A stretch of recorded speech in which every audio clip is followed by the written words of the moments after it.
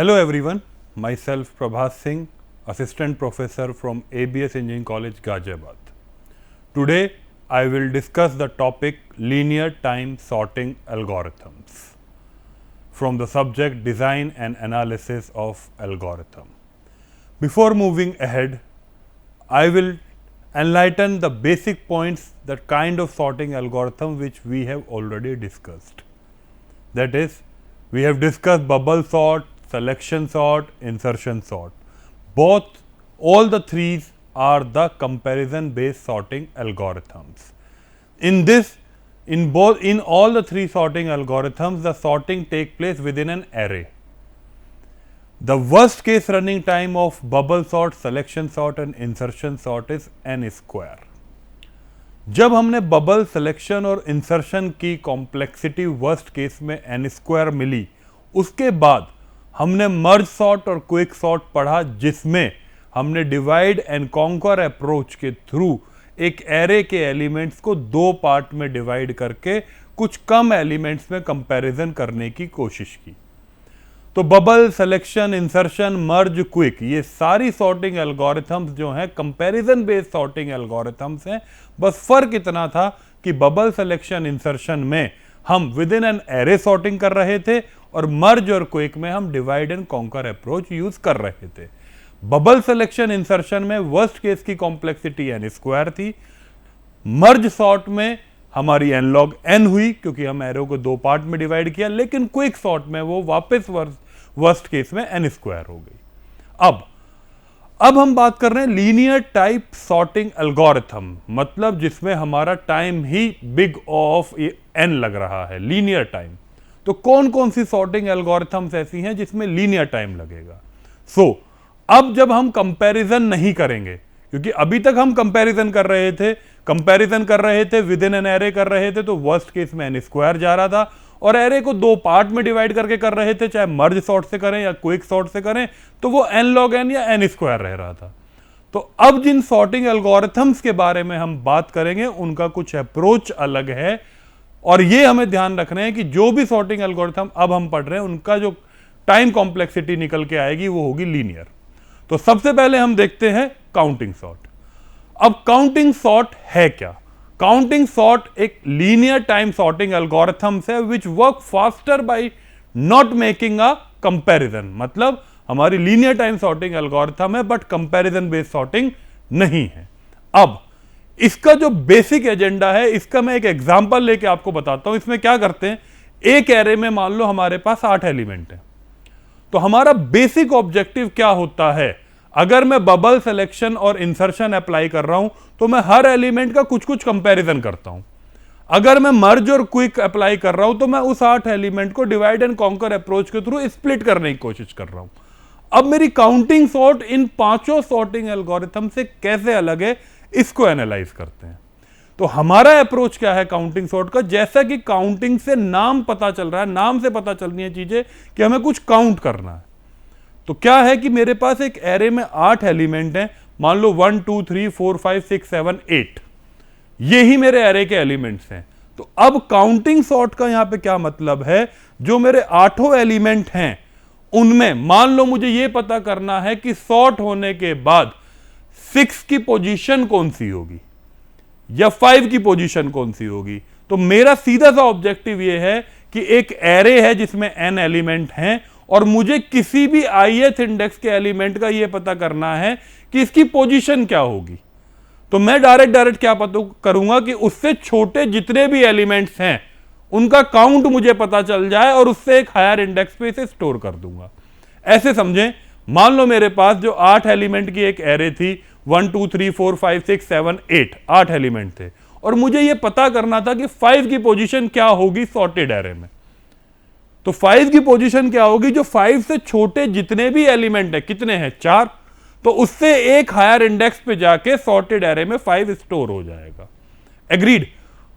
अब इसमें चैलेंज क्या आता है? मान लो मेरे पास इनपुट एरे में एक वैल्यू के एक से ज्यादा एलिमेंट है, मान लो होता 1 2 2 4 4 5 5, और अब मैं कह रहा हूं कि 5 से छोटे कितने एलिमेंट हैं.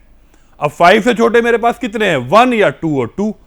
तो 5 से छोटे मेरे पास सिर्फ 2 ही तो एलिमेंट हैं। इन दैट केस मेरा 5 जाके थर्ड इंडेक्स पे स्टोर हो जाएगा, जो कि गलत हो जाएगा। एक बार देख लेते हैं मेरा क्या कहने का मतलब है। मान लो 1 2 2 5 ये मेरे पास एलिमेंट्स हैं, ठीक है। अब मैं कह रहा हूं कि मुझे 5 से छोटे एलिमेंट्स काउंट करने हैं, कितने हैं।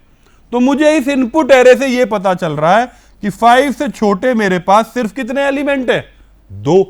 तो सॉर्टेड एरे में अगर मैं इसी अप्रोच पे जाऊं कि 5 से छोटे मेरे पास 2 एलिमेंट हैं, उससे एक हायर इंडेक्स पे जाके ये स्टोर हो जाएगा, इन दैट केस ये मेरी प्रॉब्लम आ जाएगी। तो बेसिकली मुझे क्या ध्यान रखना है, कंपैरिजन बेस्ड सॉर्टिंग एल्गोरिथम नहीं है। दूसरा, मैं काउंट पे फोकस कर रहा हूं। एक एरे में मेरे जितने भी एलिमेंट्स हैं, अगर सारे एलिमेंट डिफरेंट हैं तो मेरी काउंटिंग सॉर्ट बढ़िया वर्क करेगी। सिर्फ मुझे क्या देखना है, उस एलिमेंट से छोटे कितने एलिमेंट हैं, उससे एक हायर इंडेक्स पे जाके स्टोर हो जाएगा। अब चैलेंज मुझे कहा आ रहा है कि अगर इनपुट एरे में सेम वैल्यूज के एलिमेंट अकर कर रहे हैं, इन दैट केस मेरा ये काउंट करने वाला अप्रोच फेल हो जाएगा। उस अप्रोच को फेल होना और मेरी स्टेबिलिटी ऑफ सॉर्टिंग एल्गोरिथम भी वेरी करेगी। स्टेबिलिटी क्या होती है कि जो एलिमेंट इनपुट एरे में जिस रिलेटिव पोजीशन पे आया है, वही एलिमेंट आउटपुट एरे में उसी रिलेटिव ऑर्डर में आएगा। मतलब जो पहले आया है वही आउटपुट एरे में पहले आएगा, सेम वैल्यूज वाले एलिमेंट। एग्रीड है? मतलब जैसे क्या, ये सेकंड इंडेक्स पे आया, ये थर्ड इंडेक्स पे आया, तो आउटपुट एरे में यही वाला एलिमेंट सेकंड इंडेक्स पे होगा और यही वाला एलिमेंट थर्ड इंडेक्स पे होगा। एग्रीड है? तो मैंने यहां से आपको क्या क्या बताया कि counting sort comparison based sorting algorithm नहीं है। इसमें हम काउंट पे फोकस करेंगे। अगर एलिमेंट डिफरेंट वैल्यूज के हैं तो डायरेक्ट मैं देखूंगा कि इससे छोटे इतने एलिमेंट है, एक हायर इंडेक्स पे जाकर स्टोर करा देंगे। अगर एलिमेंट सेम वैल्यूज के मिल गए तो मेरे पास उसका चैलेंज है, उसे मुझे काउंटिंग सॉर्ट एल्गोरिथम के थ्रू कवर करना है। दूसरा, अगर सेम इंडेक्स के एलिमेंट मिल जाएंगे तो मेरी स्टेबिलिटी का भी मुझे ध्यान रखना है। स्टेबिलिटी मतलब जो एलिमेंट इनपुट एरे में जिस रिलेटिव ऑर्डर या पोजीशन पे अकर करा है, वो आउटपुट एरे में उसी रिलेटिव ऑर्डर में आएगा। ठीक है? तो अब ये बेसिक डेफिनेशन थी काउंटिंग सॉर्ट की। काउंटिंग सॉर्ट में मैं 3 एरे लेके चल रहा हूं। सबसे पहले मेरे पास एक इनपुट एरे ए के नाम से, एक मेरे पास सॉर्टेड एरे होगी जिसमें मैं इनपुट एरे ए के एलिमेंट्स को वापस सॉर्टेड एरे में बी में डाल रहा हूं, और एक मेरे पास एक ऑक्सिलरी एरे सी लेके चलेंगे। अब इस ऑक्सिलरी एरे का बहुत बड़ा काम है। ऑक्सिलरी एरे हम यूज कर रहे हैं एरे ए के एलिमेंट्स की अकरेंस को स्टोर कराने के लिए, कि कौन एलिमेंट कितनी बार अकर कर रहा है। कौन एलिमेंट कितनी बार अकर करने का मतलब यह है कि एरे में सेम वैल्यूज के एलिमेंट अकर कर रहे हैं। तो ऑक्सिलरी एरे सिर्फ स्टोरेज के लिए यूज कर रहे हैं, और इसमें हमें ध्यान रखना है ये 1 से लेके k तक है, क्योंकि हमने ये माना है कि हमारे पास जो एलिमेंट्स होंगे वो उनकी की वैल्यूज जो होंगी वो 1 से लेके n तक की एग्जिस्ट कर रही होंगी या 1 से लेके k एग्जिस्ट कर रही होंगी। तो हम एक ऑक्सिलरी एरे बना रहे हैं। बेसिकली ऑक्सिलरी एरे होती क्या है, सी ऑफ मिनिमम टू मैक्सिमम। इसमें हम अपनी काउंटिंग सॉर्ट एल्गोरिथम को इसके हिसाब से चेंज कर सकते हैं। मतलब क्या है, एरे ए का जो भी मिनिमम एलिमेंट है और एरे ए का जो भी मैक्सिमम एलिमेंट है, वहां तक मेरी सी एरे होगी। मतलब मिनिमम टू मैक्सिमम। और यहां भी मैं स्टैंडर्ड क्या लेके चल रहा हूं कि मेरे पास एरे के एलिमेंट 1 से लेके k तक होंगे। तो डायरेक्ट मैंने क्या मान लिया कि सी एरे जो होगी वो 1 से लेके k तक मेरे पास होगी। एग्रीड है सारे? अगर मेरे पास एलिमेंट्स 0 से लेके k तक होते तो मेरी सी एरे की इंडेक्सिंग 0 से k तक होती। अगर माइनस वाले एलिमेंट भी एरे में अकर कर रहे होते तो वो माइनस से लेके मैक्सिमम तक चल रही होती। एग्रीड है? मतलब अगर मैं मान लूं -3, -2, -1, 0, 1, 2, 3, तो मेरे पास सी एरे जो होगी ना वो -3 से लेके +3 तक हो रही होगी। एग्रीड है? तो बेसिकली मैंने क्या देखा, एक ए एरे होगी, बी एरे होगी और एक सी एक ऑक्सिलरी एरे मेरे पास होगी। नेक्स्ट अब काउंटिंग सॉर्ट की एल्गोरिथम को समझते हैं। बेसिकली इसमें क्या है कि हमारे पास सबसे पहला फॉर लूप है। हमें क्या क्या गिवन है, एक एरे ए गिवन है, एक एरे बी गिवन है और एक इंटीजर वैल्यू के गिवन है कि जो एक मैक्सिमम वैल्यू मेरे पास होगी। अब पहले दो स्टेप को अगर मैं एनालाइज करूं तो पहले दो स्टेप मेरे सिर्फ क्या कह रहे हैं कि एक लूप चलाया 1 से लेके k तक, मतलब जो भी मेरे पास एक मैक्सिमम वैल्यू होगी वहां तक। अगर ये 0 मेरे पास मिनिमम वैल्यू होती तो मैं 0 से k तक चला रहा होता। जो आपकी स्टैंडर्ड कोरमैन की बुक है उसमें आप ये लूप 0 से लेके k तक देखेंगे, क्योंकि जो एग्जांपल वहां पे डिमॉन्स्ट्रेट करा गया है उसमें की वैल्यू की एलिमेंट की जो वैल्यू है वो 0 है। अब 1 से k देखा और मैंने c ऑफ i को इनिशियलाइज कर दिया 0 से। पहले स्टेप बिल्कुल बेसिक स्टेप, क्योंकि इन दोनों स्टेप से मैंने क्या किया कि मैंने एक लूप चलाया था 1 से लेके मैक्सिमम वैल्यू तक और c ऑफ i को मैंने इनिशियलाइज कर दिया 0 से। अब इसी स्टेप को मैं यहां पे डिमॉन्स्ट्रेट करता हूं एग्जांपल के साथ। जैसे मैंने एक एरे में मेरे पास ये 10 एलिमेंट हैं और इस एरे की मैंने इंडेक्सिंग कर दी कि ये 11 एलिमेंट्स हैं 1 से लेके 11 तक। ठीक है, अब जो पहला स्टेप है वो पहला स्टेप क्या चल रहा है, सी वाला लूप मेरा सिंपल, इसको ध्यान रखते हुए मैंने इंडेक्सिंग कर दी यहां पे 1 2 3 4 5 6 7। अब ध्यान देना है क्या मैं यहां पे बात कर रहा हूं कि सिंपल मेरा यहां पे ये चीज आ रही होगी कि पहला लूप क्या चल रहा है 1 से लेके k तक, और c ऑफ i जो एक ऑक्सिलरी एरे है उसे मैंने इनिशियलाइज कर लिया 0 से। तो सिंपल यहां पे क्या हुआ होगा, यहां पे सारी वैल्यूज मेरी 0 रिटर्न हो गई। और ये वाला लूप मैंने कहां तक चलाया, जो इस एरे का मैक्सिमम एलिमेंट है। कहां से कहां तक चलेगा, जो इस एरे का मिनिमम है। मिनिमम क्या था 1 और मैक्सिमम क्या था 7, इसीलिए इसकी इंडेक्सिंग 1 से 7 तक हुई और मैंने इसे इनिशियलाइज कर दिया 0 से। एग्रीड। ये वाला स्टेप आपको समझ में आया होगा और इस स्टेप को चलने में कितना टाइम लगा, k टाइम, जो कि मैंने यहां पे भी डिमॉन्स्ट्रेट कर रखा है। तो पहले दो स्टेप सबको क्लियर हुए। अब थर्ड स्टेप में मुझे क्या करना है, एरे के एलिमेंट्स को 1 बाय 1 पढ़ना है और उनकी अकरेंस को स्टोर कराना है ऑक्सिलरी एरे में। मैं फिर से रिपीट कर रहा हूं, एरे के एलिमेंट्स को 1 बाय 1 पढ़ना है और उनकी अकरेंस को स्टोर कराना है ऑक्सिलरी एरे में, जो कि एक सी नाम की एरे मैंने बना रखी है। तो एरे के एलिमेंट को 1 बाय 1 पढ़ने के लिए एक फॉर लूप चलाया जे के नाम से, कहां से कहां तक, 1 से लेके लेंथ ऑफ ए तक।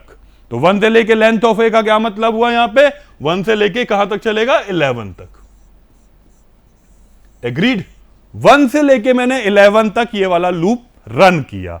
अब इसके बाद मैंने क्या किया, मैंने कहा कि जो एरे का ये पोजीशन है, मतलब एक चीज ध्यान देना, जब जे की वैल्यू 1 है तो मैं क्या कह रहा हूं, जे की वैल्यू 1 होना मतलब क्या, जे की वैल्यू जब 1 है तो वो ये कह रहा है कि सी ऑफ एजे में आप असाइन कर दो सी ऑफ एजे प्लस 1।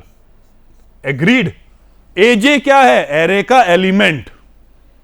एजे मतलब जब जे की वैल्यू 1 है तो सी ऑफ ए ऑफ 1 में मेरे पास क्या आ रहा होगा, C of A of 1 plus 1। A of 1 की क्या वैल्यू है, ए ऑफ 1 की वैल्यू है मेरे पास 7। तो सी की 7वीं पोजीशन पे C7 प्लस 1 आ गया होगा। और C7 क्या है मेरा, अभी तो सारे सी की जो वैल्यूज हैं वो 0 हैं, तो C7 मेरा क्या रिटर्न हो गया होगा कि क्या नाम है, C7 हो गया होगा C7 is equal to 0 plus 1 that is 1। Agreed. मतलब जो एलिमेंट 7 एक बार आया यहां पे जाके अपडेट हो गया। एग्रीड। अब जब जे की वैल्यू 2 आई होगी तो ये जाके 2 पे जाके 1 आ गया होगा। मैं यहां पे लिखता चलता हूं, 1 आया देन ये 1। अब ये तो फाइनल आउटपुट आपको दिख रहा है वापस इस पूरे लूप के कंपाइल हो जाने के बाद का। तो मैं एक एक करके उस एलिमेंट को आपको दिखाने की कोशिश करता हूं। नेक्स्ट जब 3 आया होगा तो ये एक 1 वैल्यू आई होगी, जब नेक्स्ट 1 आया होगा तो ये वैल्यू 1 रही होगी, जब 2 आया होगा ये वैल्यू अपडेट होकर 2 हो गई होगी, जब 4 आया होगा तो ये 1, 5 आया होगा तो ये 1, जब ये 7 आया होगा ये अपडेट होकर 2 हो गया होगा। जब 2 आया होगा वापस ये अपडेट होके 3 हो गया होगा, सॉरी जब 2 आया होगा तो ये वापस अपडेट होके हमारा 3 हो गया होगा। इसी तरह से इसमें एक एक करके वैल्यूज इसी तरह से बढ़ रहे होंगे और ये मेरा एक आउटपुट एरे यहां पे रिटर्न हो जाएगा। एग्रीड है? तो बेसिकली अभी तक मैंने क्या करा कि पहले स्टेप से तो एक सी नाम की एरे को इनिशियलाइज करा मिनिमम से मैक्सिमम एलिमेंट तक और वैल्यूज असाइन कर दी 0। इस तीसरे, चौथे और पांचवें स्टेप से मैंने क्या करा, जो एलिमेंट एरे ए में जितनी बार अकर करा है उस एलिमेंट को मैंने सी एरे में उसके काउंट को उतना स्टोर करा लिया। एग्रीड? 7 मेरे पास 1 और 2 है तो यहां 2 वैल्यू है। 1 मेरे पास 1 2 है तो यहां पे 2 वैल्यू है। 3 मेरे पास 1 2 है इसीलिए यहां पे 2 है। फिर मेरे पास 2 मेरे पास 1 2 इसीलिए मेरे पास यहां 2 है। एग्रीड है? तो इसी तरह से 4 मेरे पास कितना है, 2 है तो यहां पे सिंपली 2 आ गया। 5 मेरे पास सिंगल 1 है तो 1 आ गया। इसके बाद अगर मैं देखूं तो 6 मेरे पास कुछ भी नहीं है तो 0 और 7 मेरे पास 2 है। तो सिंपली मैंने एक सी एरे पहला स्टेप में इनिशियलाइज करा 0 से, दूसरे स्टेप में उसके अकरेंस को स्टोर कर लिया। अब अगर एल्गो की इस स्टेटमेंट को देखें, कमेंट को, तो यहां पे क्या लिखा है, Ci now contains number of elements equal to I. मतलब क्या कि जो एलिमेंट जितनी बार आया है उसकी अकरेंस को मैंने स्टोर करा लिया है। अब नेक्स्ट स्टेप चलेगा किसका, जो एलिमेंट जितनी बार आया है वो अकरेंस तो मैंने स्टोर करा ली, लेकिन जब इनपुट एरे में किसी के काउंट को गिन के उससे छोटे एलिमेंट गिनूंगा और उससे हायर इंडेक्स पे स्टोर कराऊंगा तो कहीं ना कहीं मुझे अकरेंस के बाद इसको क्यूमुलेटिव भी सोचना पड़ेगा। एग्रीड सारे? क्योंकि जब मुझे पता है कि भाई 2 से छोटे 2 एलिमेंट्स हैं, तो 2 से छोटे जो 2 एलिमेंट्स हैं वो 1 और 1 भी तो हो सकता है और 0 भी हो सकता है। तो अभी मैंने क्या करा, कौन एलिमेंट कितनी बार आया है, अब मैं ये देखूंगा कि 7 से छोटे इनपुट एरे में कितने एलिमेंट हैं। अभी तो मैंने ये देखा 7 कितने हैं, तो अब मैं ये देखूंगा 7 से छोटे कितने हैं। तो 7 से छोटे कितने के देखने के लिए मैं पुराने सब का क्यूमुलेटिव सम देखूंगा। एग्रीड? तो इसके लिए मैंने एक लूप चलाया, आई की वैल्यू 2 से k तक, 1 से k नहीं, क्योंकि मैं क्यूमुलेटिव सम देख रहा हूं तो एक हायर पे चलूंगा क्योंकि पहले वाले की तो सेम वैल्यू रहेगी। एग्रीड है? अब तो इसमें मैंने क्या कहा, सी ऑफ आई को अपडेट कर दो, C of I plus C of I minus 1। और मैं यहां पे क्या कह रहा हूं, C I now contains number of elements less than और इक्वल टू आई। अब ध्यान देना, यहां क्या था, इक्वल टू आई, कौन एलिमेंट कितनी बार आया है, ये मेरा 5वें स्टेप का आउटपुट था। कौन एलिमेंट कितनी बार आया और उससे छोटे कितने एलिमेंट्स हैं, मुझे यह भी ध्यान रखना है, तभी मैं काउंटिंग सॉर्ट अप्लाई कर पा रहा हूं। एग्रीड है? तो अब इसको कैसे काम कर रहे हैं वो देखते हैं। ये सिंपली मैंने इनिशियलाइजेशन, ये एग्रीड। अब इसका क्यूमुलेटिव सम कैसे आ रहा होगा, सिंपल, क्या, ये सी I as it is, 2 + 2 4, 4 2 6, 6 2 8, 8 1 9, 9 0 9, 9 2 11। Agreed है? आपने लूप चलाया एक 2 की वैल्यू, आई की वैल्यू 2 से लेके 7 तक, और सिंपल आपने क्या कहा, सी ऑफ 2 में डाल दो C of 2 plus C of 1, that is simply 4। भाई हमारा ऑब्जेक्टिव क्या है यहां पे, सी ऑफ 2 का क्या मतलब है, 2 से छोटे और 2 के बराबर कितने एलिमेंट हैं इस एरे में। तो भैया 2 के बराबर तो सेकंड फॉर लूप ने बता ही दिए थे 2 हैं, लेकिन 2 से छोटे तो 2 + 2 4 हुए ना। अब अगर मुझे कोई कहता 3 या 3 से छोटे कितने एलिमेंट हैं इस इनपुट एरे में, तो क्या होगा, 3 कितनी बार आया है, 2 कितनी बार आया है, 1 कितनी बार आया है, तभी तो पता चलेगा मुझे। तो 3 कितनी बार आया है, सिंपली मैं यहां क्या लिख रहा हूं, सी ऑफ 3 में आ रहा होगा C of 3 plus C of 2। Agreed? और सी ऑफ 3 की क्या वैल्यू है, 2, और सी ऑफ 2 की अपडेटेड वैल्यू क्या होगी, 4। ये सिंपली मेरा 6 रिटर्न हो गया होगा। एग्रीड है? तो मैंने क्या करा, पहला फॉर लूप सिर्फ इसलिए कि एक सी नाम की एरे बनाई मिनिमम से मैक्सिमम और सबको इनिशियलाइज कर दिया 0 से। दूसरा फॉर लूप एरे के एलिमेंट की अक्रेंस को स्टोर करा लिया सी एरे में, कौन कितनी बार आया।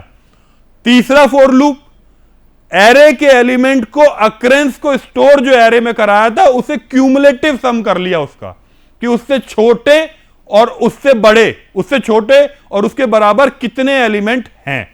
एग्रीड। अब लास्ट वाले स्टेप को अगर देखें तो लास्ट वाले स्टेप पे अगर यहां पे बात करें लास्ट स्टेप, तो यहां मैं क्या करूंगा, अब एरे के एक एक एलिमेंट को पढ़ के सी एरे को अक्रेंस को देखते हुए कि उससे छोटे कितने हैं और वापस मैं उसे स्टोर करा रहा हूं बी एक सॉर्टेड एरे में। तो जैसे मैंने एग्जांपल लिया है, एक लूप चलाया, जे की value length of A down to 1 है। अब यहां ध्यान देना है, length of A down to 1 क्यों चलाया, क्योंकि मान लो एलिमेंट होते 2 2 3 एंड 3। अगर मैं इधर से चलाता, अगर मैं इस एलिमेंट को रीड करता सबसे पहले, तो ये एलिमेंट, अब इसके लिए मान लेता हूं मेरे पास कुछ सी एरे इसकी चल रही होती, तो सी एरे में 2 के लिए क्या वैल्यू एग्जिस्ट कर रही होती, यहां पे 2, और 3 के लिए मेरे पास क्या एग्जिस्ट कर रहा होता, 4। एग्रीड। तो मैं क्या करता, इस एलिमेंट को उठा के, इस एलिमेंट को उठा के सॉर्टेड एरे में सेकंड पोजीशन पे स्टोर कराता और इसको फिर एक डिक्रीमेंट कर देता 1 से, फिर इसको उठा के फर्स्ट पोजीशन पे स्टोर कराता, ये 0 हो जाता। समझ पा रहे मैं क्या कह रहा हूं, जो एलिमेंट पहले आया है वो लास्ट पोजीशन पे पहुंच जाता, क्योंकि सी एरे में आपके पास क्या एग्जिस्ट कर रहा है, इसके बराबर और इससे छोटे कितने एलिमेंट है। अगर 2 की बात करूं तो वो डायरेक्ट जाके उसकी लास्ट इंडेक्स पे स्टोर होगा, फिर अगली बार डिक्रीमेंट होकर उससे पहली इंडेक्स पे आएगा। सो इस केस में क्या हो रहा है कि हमेशा हम लूप उल्टा चलाएंगे, अदरवाइज स्टेबिलिटी ब्रेक हो जाएगी। तो सिंपली इसमें आगे क्या करेंगे हम, इसमें अगर मैं डायरेक्ट एग्जांपल आगे देखूं तो मैंने यहां क्या कर रखा है, जे की वैल्यू 11 पे, और हम क्या काम कर रहे हैं, हम बी सी ऑफ एजे में हम एजे को स्टोर करा रहे हैं। एग्रीड। और नेक्स्ट स्टेप क्या कर रहे हैं, सी ऑफ एजे को एक डिक्रीमेंट कर दे रहे हैं, क्योंकि एक स्टोरेज हम वहां पे करा चुके हैं। एग्रीड। तो जब जे की वैल्यू 11 है तो मैं A11 मतलब 3 को कहां स्टोर करा रहा हूंगा, बी की सी ऑफ व्हाट, सी ऑफ 3 पे। और सी ऑफ 3 मेरा क्या है, सी ऑफ 3 की वैल्यू मेरे पास क्या है यहां पे 6, यहां से भी आप देख सकते हैं सी ऑफ 3 की वैल्यू मेरे पास क्या है 6, तो मतलब बी की छठी पोजीशन पे मैं 3 स्टोर करा लूंगा, जो मैंने यहां पे किया है। एग्रीड। और जैसे ही मैंने यहां स्टोर कराया, इसकी एक वैल्यू में डिक्रीज कर दूंगा 5 से, जो कि मैं इस चीज से कर रहा हूं। मैं दूसरा एग्जांपल भी देख लेता हूं। अब आया मैं जब 4 पे आया, 4 पे आया तो 4 की वैल्यू यहां क्या है 8, तो 4 जाके 8वीं पोजीशन पे स्टोर हो गया और इसकी एक वैल्यू गिर गई 7। एग्रीड। अब मैं डायरेक्ट भी देखूं तो नेक्स्ट 2 आया, 2 की हायर इंडेक्स मेरे पास क्या है 4, 2 की हायर इंडेक्स 4 है, 2 जाके यहां स्टोर हो गया और इसकी एक वैल्यू गिर गई देन 3। नेक्स्ट आया मेरे पास, इसी तरह से नेक्स्ट देखूं तो 7 आया, 7 आया तो 7 की हायर इंडेक्स मेरे पास क्या है 11, तो 7 जाके यहां स्टोर हो गया और ये मेरी वैल्यू रिट्रीव हो गई 10। इसी तरह से मेरी सारी वैल्यूज पे काम होता रहेगा। अगर मैं इसकी एल्गोरिथम देखूं तो उसकी अगर कॉम्प्लेक्सिटी को देखें यहां से, तो सिंपल ये वाला लूप k टाइम चला, ये वाला लूप n टाइम, ये k टाइम और ये n टाइम, और ये सारे 4 लूप्स जो थे ये इंडिपेंडेंट थे। डिपेंडेंट होते तो n की पावर 4 कॉम्प्लेक्सिटी होती, और ये इंडिपेंडेंट हैं, जिसकी वजह से मैं डायरेक्ट यहां से कह सकता हूं ये मेरा बिल्कुल फाइनल सॉल्यूशन आ गया इसका, और ये मेरी सी एरे आ जाएगी जो बार बार एलिमेंट्स को इसमें पुट करते रहेंगे, फाइनली रिट्रीव होगी। ये स्टेप 1 से कॉम्प्लेक्सिटी, स्टेप 2 से, स्टेप 3 से ये मेरी कॉम्प्लेक्सिटी आई, और आखिरी में मैं कह सकता हूं कि काउंटिंग सॉर्ट मेरी एक लीनियर सॉर्टिंग एल्गोरिथम है। एग्रीड। ये काउंटिंग सॉर्ट था। अब देखते हैं next radix sort. Radix sort simply एक एरे ए गिवन है, इंटीजर n गिवन है और एक d सिग्निफिकेंट डिजिट के बारे में बात हो रही है। सिंपल 2 स्टेप की एल्गोरिथम है, एक लूप चलाएंगे 1 से लेके d तक, लीस्ट सिग्निफिकेंट डिजिट से मोस्ट सिग्निफिकेंट डिजिट तक, और हम स्टेबल सॉर्ट लगाएंगे to sort an array A on digit I. इसकी कॉम्प्लेक्सिटी लीनियर रहेगी। इसको एक एग्जांपल से समझ लेते हैं, बहुत इजी है, सिंपल। एक मेरे पास ये इनपुट गिवन है, मैं लीस्ट सिग्निफिकेंट डिजिट से मोस्ट की तरफ मूव करूंगा। तो सिंपल क्या कर रहे हैं, अभी अगर मैं इसकी बात करूं सिर्फ इन एलिमेंट्स की, दैट इज 9 7 7 9 6 0 5। अब यहां पे मैंने इस पूरे इनपुट को सॉर्ट कर दिया इन एलिमेंट्स के हिसाब से। अब जैसे 0 सबसे कम, then 5, then 6, then 7, then 7, then 9 and then 9। अब जब लीस्ट सिग्निफिकेंट डिजिट पे काम करा, अब मैं करूंगा ये वाली डिजिट पे काम। तो सिंपली यहां पे क्या है, 2 5 3 5 5 2 एंड 3। तो मुझे क्या दिखेगा सबसे पहले, 7 2 0, देन मेरे पास 3 2 9, then 4 3 6, then 8 3 9, then 4 5 7, sorry 3 5 5, then 4 5 7 and then 6 5 7। और इसके बाद हम बात करेंगे मोस्ट सिग्निफिकेंट डिजिट पे। इसी तरह से मैं इसमें सॉर्टिंग कर रहा हूं, लीस्ट सिग्निफिकेंट से मोस्ट सिग्निफिकेंट। ये मेरा रेडिक्स सॉर्ट है। और इसी के आगे अगर मैं नेक्स्ट देखता हूं बकेट सॉर्ट। बकेट सॉर्ट का एक सिंपल सा एग्जांपल ये ले लेते हैं। जैसे मान लें कि एक यूनिवर्सिटीज में एडमिशन की बात कर रहे हैं और हमारे पास बीटेक के एडमिशन भी है, एमसीए, एमबीए। तो क्या है कि अगर हम 3 बकेट की बात करें तो स्टूडेंट्स उसमें अपने अपने एप्लीकेंट फॉर्म उसमें डाल रहे हैं। कुछ बीटेक वाले बीटेक में, एमसीए वाले एमसीए वाले बकेट में, और एमबीए वाले एमबीए वाले में। तो अब जब मैं उस पर सॉर्टिंग लगाऊंगा, मतलब जिसकी परसेंटेज ज्यादा होगी उसको मुझे पहले एडमिशन देना है। तो जब मैंने बकेट में एलिमेंट्स को डाल दिया, उसके बाद बकेट्स में एप्लीकेशन फॉर्म होने के बाद मैं उनकी परसेंटेज पे सॉर्टिंग लगाऊंगा। तो मतलब उसके अंदर कोई सॉर्टिंग एल्गोरिथम मैं कॉल कर रहा हूं। तो सिंपल बकेट सॉर्ट क्या है, bucket sort consider that the input is an n element array A and that each element AI is in the array satisfies that A of I जो है वो 0 के बराबर और 1 से छोटा होना चाहिए। तो एक बकेट सॉर्ट के एल्गोरिथम को देखते हैं एग्जांपल के साथ। एक n की वैल्यू होगी लेंथ ऑफ एथ, मतलब जितने भी मेरे पास नंबर एरे में एलिमेंट्स हैं वो n मेरा होगा। उसके बाद एक फॉर लूप चला रहे होंगे 1 से लेके n तक, और सिंपली इन 3 स्टेप पे अभी काम कर रहे हैं। हम इंसर्ट कर रहे होंगे a ऑफ i को in the list b of n of ai। अब इसका मतलब समझते हैं। तो सिंपल अगर एग्जांपल से समझे, मेरे पास एक एरे है, ये कुछ एलिमेंट्स गिवन है, जो कि मुझे बोला भी गया था कि a ऑफ i जो है वो 0 के बराबर और लेस देन 1 होगा। ठीक है, अब सारे मेरे पास वैल्यूज यहां पे असाइंड है। इसके बाद मैंने यहां पे 0 से लेके 9 तक एलिमेंट्स को एलोकेट करना है। अब सिंपली मुझे क्या करना है, एक लूप चलाया मैंने कहां से कहां तक, for I change 1 to 10।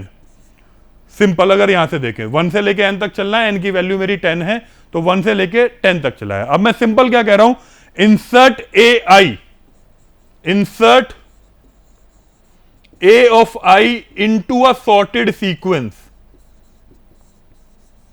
into a sorted sequence what, b n of a of I की फ्लोर वैल्यू अगर देखें तो यहां पे सिंपली क्या कर रहे हैं, जैसे मुझे इंसर्ट करना है 0.78 को, एग्रीड, 0.78 अगर मुझे इंसर्ट करना है तो मैं डायरेक्ट क्या करूंगा, आई की वैल्यू अगर 1 है तो सिंपल क्या होगा, 0.78 मेरा इंसर्ट होना होगा किसमें, एक लिस्ट बना रहे हैं लिंक लिस्ट, यहां पे क्या होगा 0.78 10 मल्टीप्लाइड बाई 0.78 और इसकी मैं फ्लोर वैल्यू की बात कर रहा हूं, तो सिंपली मेरा क्या आ रहा होगा 7.8 और दैट इज 7, एग्रीड। तो मैं डायरेक्ट यहां पे बी ऑफ 7 वाली पोजीशन पे 0.78 को मैंने इंसर्ट कर दिया होगा। इसी तरह से 0.78 के बाद यहां पे मेरा 0.78 आया होगा, यहां पे फिर नेक्स्ट 0.17 आया होगा, फिर 0.39 यहां पे आया होगा, देन 0.26, देन 0.72, 0.94, 0.21, 0.12, 0.23 और 0.68। अब जब ये वाला स्टेप कंप्लीट हो गया, मैंने AI के एलिमेंट्स को इंसर्ट कर दिया यहां पे। अब मैं इन नेक्स्ट 3 एलिमेंट्स के स्टेप का क्या मतलब है, एक लूप चलाऊंगा 0 से लेके n+1, मतलब क्या कि जो यहां पे एलिमेंट्स है, जैसे जैसे ये देखे थे 0.17 और 0.12, तो अब मैं इसके अंदर इंसर्शन सॉर्ट कॉल करूंगा। इसको भी तो मुझे सॉर्ट करना है, जैसे यहां 0.26, 0.21 और 0.23। अब इसको सॉर्ट करूंगा तो मुझे ये रिटर्न होगा, ये सॉर्ट करूंगा तो ये रिटर्न होगा, ये सिंपली मुझे सॉर्टेड फॉर्म में मिल जाएगा। और उसके बाद लास्ट स्टेप में क्या कर रहा हूं, कंकैटिनेट कर रहा हूं लिस्ट को। सिंपल, अगर यहां पे देखो सिंपल कंकैटिनेट कर रहा हूं लिस्ट को in an together in an order. तो एक एक करके एलिमेंट्स मेरे पास सॉर्टेड ऑर्डर में आ रहे होंगे। कैसे कि जैसे 0.212, 0.17, 0.21, 0.23, 0.26, 0.39, इसी तरह से मेरे पास एक सॉर्टेड एरे रिटर्न हो जाएगी। कॉम्प्लेक्सिटी देखें तो ये n टाइम चला, और यहां पे इंसर्शन सॉर्ट कॉल होने से n स्क्वायर होता है। लेकिन लीनियरिटी ऑफ एक्सपेक्टेशन थ्योरम के थ्रू मैं डायरेक्ट इसको 2 - 1/n लिख सकता हूं, जिसके थ्रू ये वाली चीज भी मेरी लीनियर टाइम हो जाएगी। ठीक है, तो ये मेरी बकेट सॉर्ट की कॉम्प्लेक्सिटी थी। होप आपको काउंटिंग सॉर्ट, रेडिक्स सॉर्ट और बकेट सॉर्ट तीनों with an example as well as complexity समझ में आए होंगे। Thank you.